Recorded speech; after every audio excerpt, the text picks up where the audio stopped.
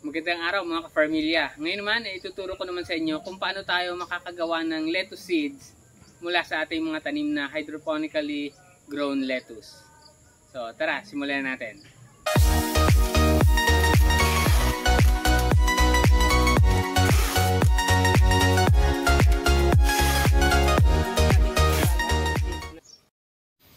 Ito yung ating mga tanim na lettuce. Dito tayo pipili nung gagawin nating puno para mapabulaklak natin at magkaroon tayo ng mga seeds.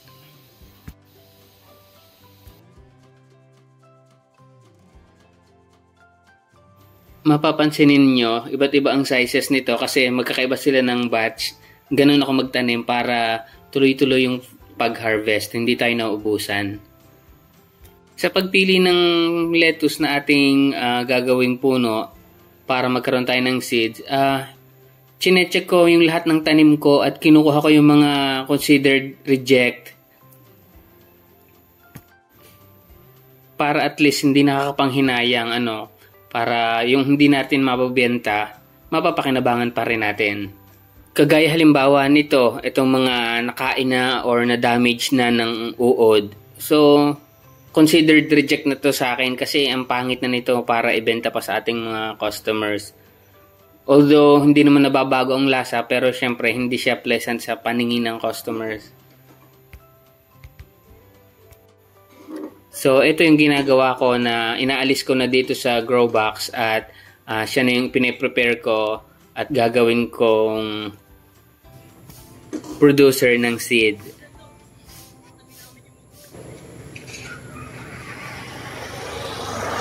So, ito yun. Makikita natin may damage na siya. So itatanim ko na lang to sa lupa. Isa pa ding magandang gamitin na para sa seed production yung mga fully grown lettuce natin.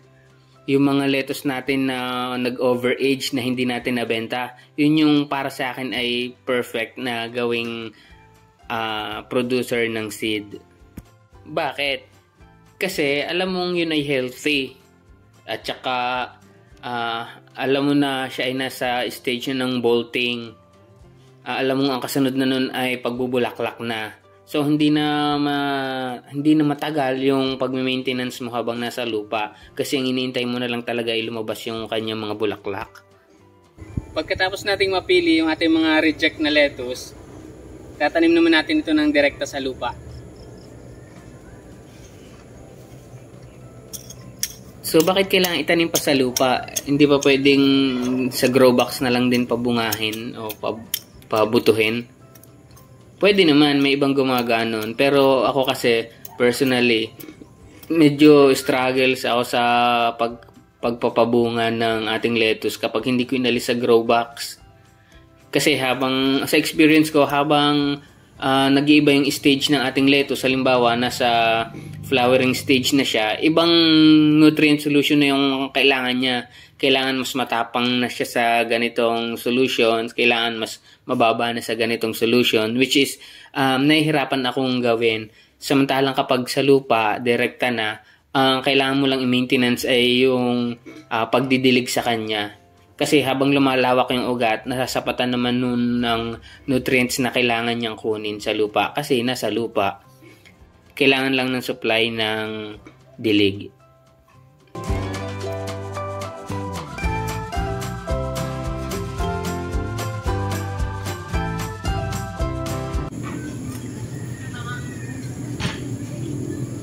Ayan, at sinisigurado natin nalalagyan ng lupa yung kanyang ugat.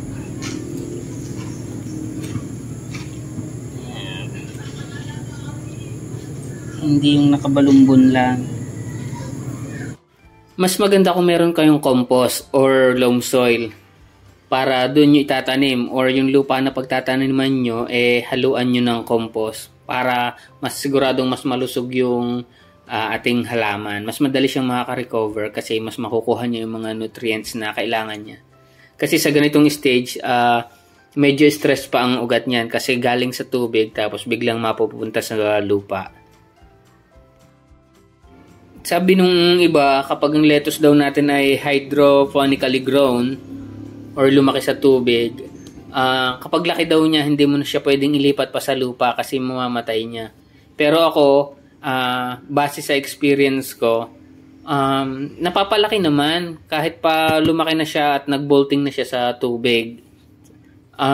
Kahit ilipat mo siya sa lupa, mapapalaki mo pa rin siya, mapapatuloy mo pa rin siyang mabubuhay. Kailangan nga lang ng siguro mga 3 days na kailangan nakatutok ka. Hindi mo siya pwedeng paarawan ng direkta sa init or hayaang matuyuan ang lupa. Kasi nasa stage pa siya nung pag-a-adapt. Kumbaga galing sa tubig tapos papunta sa lupa. Hindi niya kaya yung direktang dry agad. Pagkatapos nating itanim, kailangan naman natin diligan. Dinidiligan ko siya 2 beses isang araw dahil ngayon ay tag-init.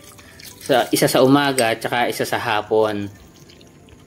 Ginagawa ko ito sa loob ng hanggang 5 araw. Pero tinitingnan ko rin naman kasi hindi naman pwedeng basang-basa kasi mabubulok naman ang kanyang ugat kapag laging basang-basa. At sa pagdidilig, sikapin nating huwag tamaan yung mismong halaman. Dapat sa gilid lang kasi ang mahalaga naman dyan yung makatikim ng tubig yung ugat.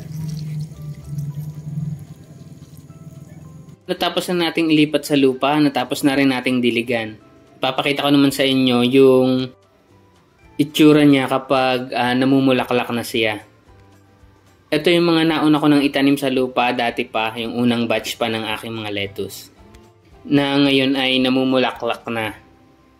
At yung iba halos ready to harvest na. Hindi lahat ng bulaklak na napuproduce ng ating lettuce ay mayroong seeds na laman. Para din siyang kalabasa or pipino na mayroong male at may female na seeds. Dito sa aking tanim, makikita mo na yung mga walang seeds, sila yung kulay dilaw yung kanyang bulaklak. Kulay dilaw. At maaga silang nakabuka, maaga silang bumubuka. Hindi ko nga lang alam sa ibang variety ng lettuce kung ganun din. Kasi ako, 2 variety pa lang ang naitatanim ko. Etong Strosa na ito at saka Evelyn. At sa Evelyn ay ganun din. Kulay dilaw din yung mga male flowers, yung mga hindi naglalaman ng seeds. At mapapansin nyo naman yung mga bulaklak na mayroong seeds. Sila yung matataba. Yung kumbaga parang garapon yung kanyang sexy yung kanyang shape. Parang lampara. At saka yung bulaklak niya, yung nakalabas na kaunti sa dulo, kulay puti sa halip na kulay dilaw. Kailan ba natin malalaman na pwede nang i-harvest yung ating mga bunga? Hindi pa pwedeng i-harvest kapag ganitong itsura, yung sobrang berde pa ng mga bulaklak niya, yung katawan ng bulaklak. Kulay green pa, tapos mapapansin nyo rin yung kanyang katawan, yung kanyang mga dahon sa baba. Yung mga dahon sobrang kulay green pa din. Yan yung palatandaan na hindi pa mature yung mga bunga niya. Although may laman na siyang mga seed sa loob, hindi pa siya mature. Mga kulay puti pa yon, hindi pa brown. So ito, pumitas ako ng isang example para makita natin yung itsura ng hindi pa ready to harvest na seed.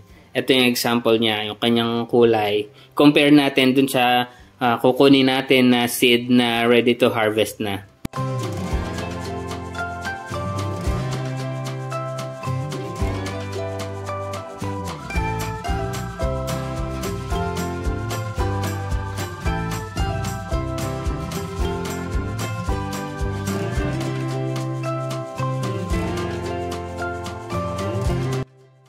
Ito naman yung puno ng lettuce natin na ready to harvest na halos lahat ng seed niya.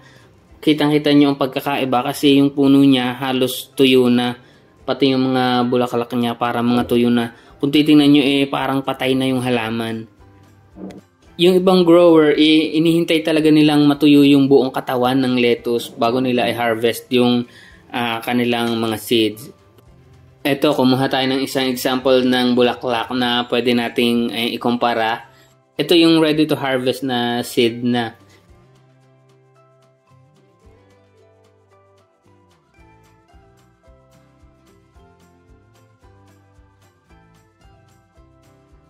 Kumpara natin dun sa kinuha natin kanina na hindi pa pwedeng i-harvest at sariwa pa.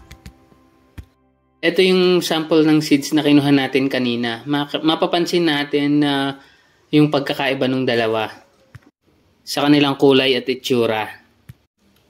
Itong not ready for harvest, mapapansin natin na mas mukha siyang sariwa, mas kulay green siya. Kumpara dun sa ready for harvest nating seed na medyo tuyot na ang itsura niya, mas tuyot kumpara dun sa isa. Tapos itong not ready for harvest natin, makikita nating buong buo pa yung shape niya. Nakasarado pa yung dulo. Samantalang itong isang ready for harvest, makikita natin na nakabukas-kas yung dulo, buka yung dulo at medyo nakalabas yung kulay white na bulaklak. Indikasyon yun na hinog na yung seed sa loob kapag nakabukas na. Tapos mapapansin din natin dito sa ready for harvest seed natin na kulay brown yung kulay nung bawat dulo. Yung nakapalibot sa kanya, kulay brown yung dulo, parang medyo tuyo. Kumpara dito sa isa na napaka plain and smooth. Hindi kagaya nitong isa na medyo brown. No, sana nakikita niyo yung pagkakaiba ng dalawa. So, buksan na natin ang dalawang ito para makita natin ang actual, yung itsura ng laman sa loob na mga buto. Unahin natin itong seed na hindi pa ready for harvest na kinuha natin. Yan medyo malabo lang pero sana visible pa rin. Pero makikita natin na kulay dilaw o mamuti-muti pa yung seed na nasa loob. May seed naman, kaya lang mamuti-muti pa. Kailangan pa niya ng ilang araw pa.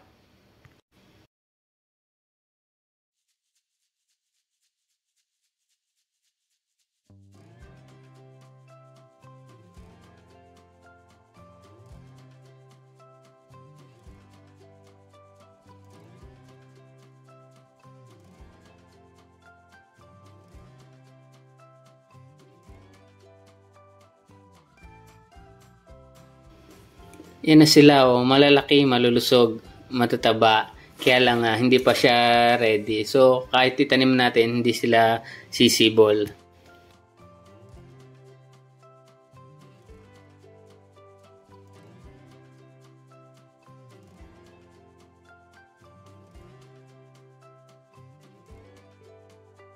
Etong isa naman ng buksan natin, itong ready for harvest.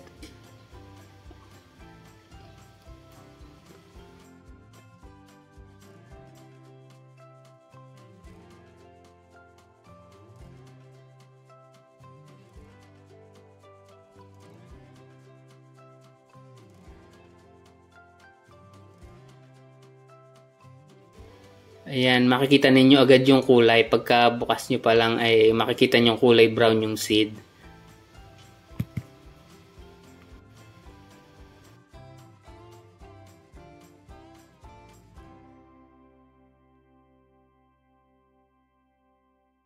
Ayan. Ito yung pwede na nating itanim. Pwede nating i-stack ito para magamit na natin pang tanim. Pwede rin namang direct na nating itanim pagkagaling sa pagka-harvest natin. Sa isang bulaklak ng lettuce, naglalaman ito ng nasa 5 hanggang 25 buto. So, napakarami mong mapoproduce sa isang halaman, sa isang buong puno ng lettuce. Napakarami mong mapoproduce na seeds. Natapos na naman tayo sa isa na naman nating video at sana ay marami na naman kayong natutunan.